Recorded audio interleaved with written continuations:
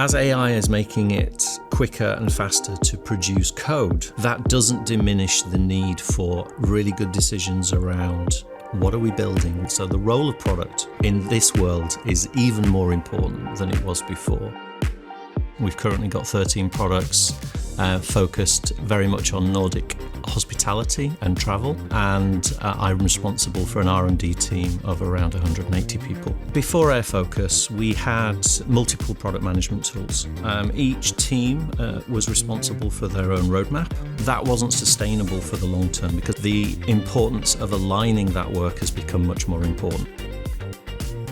We had a hard time in aligning, prioritizing, and making sure that we actually spent our time right. And we were really missing a tool that could collect all the data from the different parts of our organization. We didn't have a complete overview anywhere. What we're trying to achieve and what airfocus helps us most with is connecting our strategy to the work.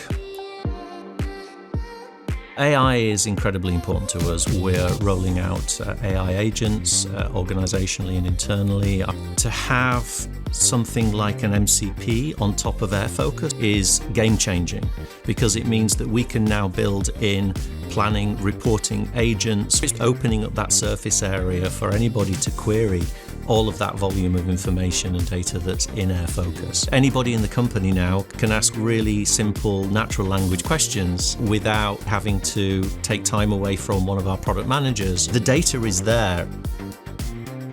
The benefit for me as Chief Product Officer is it gives me full line of sight of everything that's happening across the organization. We've cut down the time for planning, review and reporting probably 4 or 5 times less than it was before. One of the things we can see is that the awareness and the transparency, the alignment in using the right tool, but also the right structure in how we are working, actually provide an increase in the quality of our planning. We can see we have a 60% a decrease in our spillover from all the iterations that we are planning, which is huge. Then we actually have the right format to meet, to agree, to align, and in that way be more efficient in our planning and what we want to do. The biggest risk to product delivery and to product teams now is it could become very easy to get carried away.